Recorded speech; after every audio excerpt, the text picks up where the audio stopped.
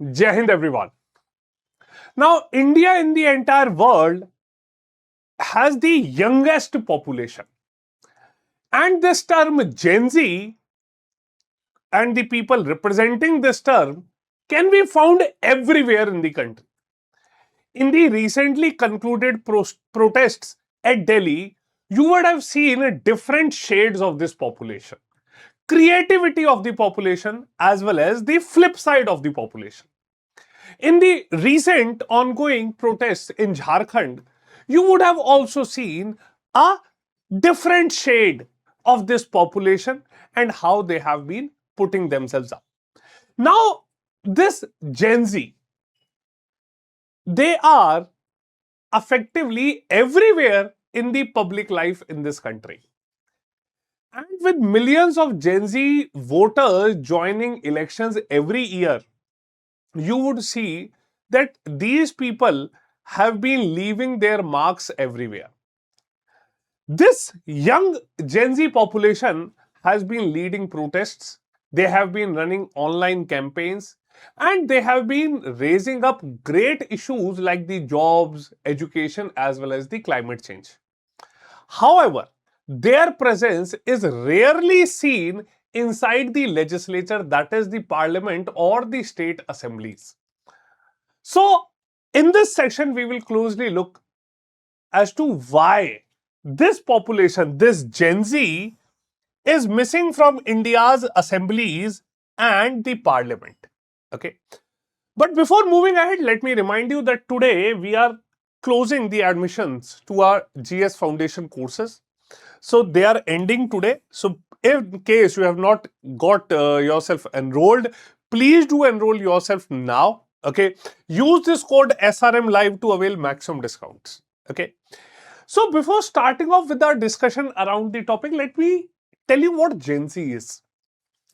Now this generation Z, okay, the generation Zoomers, this term was initially this term was used for the American population that was born in the late 90s and the early 2000s. Moreover, there have been a few sources that have also been referring the age ranges of this population. Okay, and technically people have been calling them as the ones who have been born in between 97 to 2012. Okay, so this population has been referred to as the Gen Z, the generation Zoomers. Okay, and this is probably the second youngest generation. Now, this Gen Z identity has been shaped by the digital age, okay, and this population, okay, this population are basically called the digital natives, okay. Now, the Gen Z personality has been shaped by the digital age, the climatic anxiety, and a shifting financial landscape, and also the events that have taken place prominently during their lifespan, during their academics, okay, especially the COVID-19. Okay, so these Gen Zs have been making a mark almost everywhere. Okay, and these Gen Zs are way beyond the previous millennials. Okay, so today in this session we'll see how they are doing in case of in context of coming to the political power. Okay, a generation that is seen everywhere in public life is practically nowhere in the political power. Okay, so if we see the numbers, 37 crores is India's Gen Z population, and out of them only 26, okay, are the legislators in the entire country. So this number 37 is to 26 is not representation, this is erasure. Okay, so this population is represented in the entire country, okay, parliament plus state assemblies, by just these 26 people. Okay, now if we see this number, okay, as to what is the demographic breakup. Okay, so we'll see that total MPs, there are 6 Gen Z MPs, 3 from the Congress, 2 from Samajwadi Party, and 1 from LGP. Okay, so total Gen Z are 6 MPs. Okay, and if we talk about the Gen Z MLAs, there are total 20. Okay, 5 from BJP, 4 from Congress, 3 from TVK, and 1 each from AIA, DMK, JDU, NCP, Jan Sena Party, and regional parties. Okay, and 1 has been an independent. Okay, so total legislatures only 26. Okay, so a massive demographic presence, but almost zero in the political power. Okay, so if we see this number, if we see this contrast carefully, Gen Zs makes up to around 25.8% of India's population, that is 37 crore people in total. Clear? So this number is, they are 1 out of every 4. Okay, and by 2035, this population will be 16% of the global population. Okay, so even if we only count those aged 25 and above, okay, the ones who are legally eligible to contest election, that's still 8.9% of the population, which is a significant chunk. Okay, but when we talk about the representation, it is just 26. Okay, so just 26 legislators in the entire country. Okay, now if we have a reality check, okay, first for Lok Sabha, so the total candidates in the 2024 Lok Sabha elections, okay, the first real chance for the Gen Zs, the total candidates were 8364, Gen Z candidates were 98, just 1.2, and Gen Z winners were only 6. Okay, so herein if we see, if we have their names, age, okay, state, parties, everything, we will find that Pushpendra Saroj and Priya Saroj, okay, the siblings, okay, Sagar Khandare in Karnataka, so Pushpendra Saroj and Priya Saroj in UP, Sagar Khandre in Karnataka, Priyanka Jarikholi in Karnataka, Sanjana Jatav in Rajasthan, and Shambhavi in Bihar. Okay, so out of these, we can just see that these are the 6 legislators. Okay, Pushpendra Saroj and Priya Saroj, both from UP, coming from political families. Okay, Sagar Khandre, Priyanka Jarikholi, coming from Karnataka, again from established political families. Okay, Shambhavi, okay, in Bihar, and her father is a cabinet minister. So again, she is coming from a established political family. So out of this 6, only 1, okay, candidate, Sanjana Jatav from Rajasthan, a young Dalit woman, a first generation leader, is the only one amongst the 6 who does not come from a political dynasty. So yes, the Gen Z is entering the parliament, but only if they already have a family name in politics. Okay, now if we talk about the state assemblies, okay, if we talk about the state assemblies, we will see that out of 4131 MLAs across India, only 20 are Gen Zs. Tamil Nadu has the highest number, 4 Gen Z MLAs, and most of these were elected only in last 2-3 years. 12 out of 20 are political newcomers, 8 out of 20 come from political families, and 9 out of 20 were elected from reserved seats. Okay, so Gen Z is slowly entering the politics, but the numbers again remain very, very low. Okay, so we can see that the interesting part here is that 9, okay, if we talk about the interesting part, okay, all of these, okay, so 12 out of these 20 are political newcomers. So these are the people without political background. So this is a positive sign. Okay, 8 out of 20 come from political families. Okay, 9 were elected from reserved seats, which shows that reservation has been pathway for young leaders to enter politics, but the dynamic dominance, okay, is still leading. Clear? So dynamic dominance is still very, very strong. So this trend is positive at the state level, but at this pace, it will take decades for Gen Zs to achieve proportional representation. Now, the bigger question is that why are these Gen Zs missing from the active politics?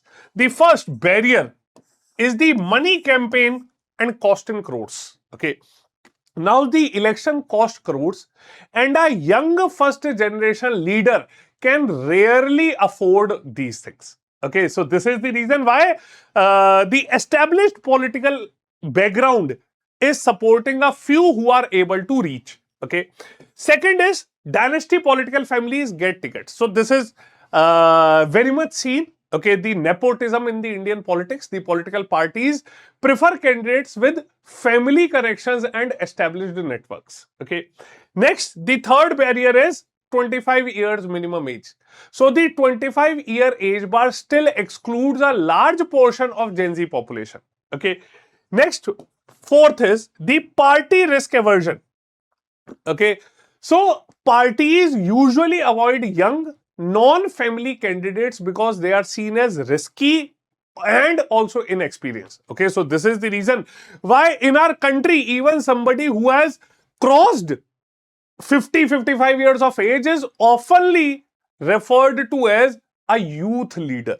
Okay, so moreover, we have also seen this thing that activism does not translate to election machinery. Okay, if this population is loud on social media or street, it does not build the grassroots machinery that is required to win the elections in the country. Clear? And the reason is the result is very clear that this Gen Z generation that is loud in public life remains almost silent inside the house. Okay, so these are the reasons why I see that why this population has been missing. Clear? So Gen Z is amazing at protest, social media campaigns, street movements, but that does not automatically translate into ground level political machinery that is required to win elections. Okay, the booth level workers, the financial networks, the caste, community alignments, everything plays an important role. Okay, and all of this combined creates a system where Gen Z is powerful in public opinion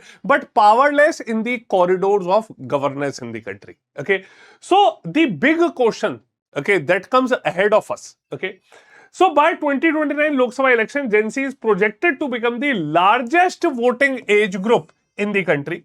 The question is no longer whether Gen Z is important. Now the question is, will India's political system finally open the doors wider for them or not?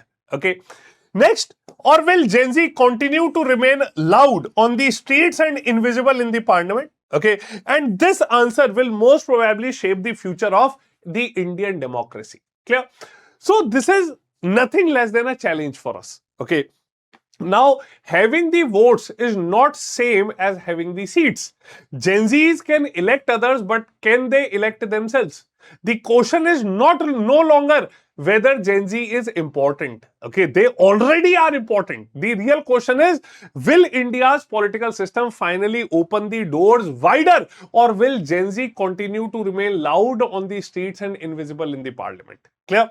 So this essentially, okay, we have to see that what all are the things that can change the perspective. Okay, so the suggestions include lowering the contesting age from 25 to 21.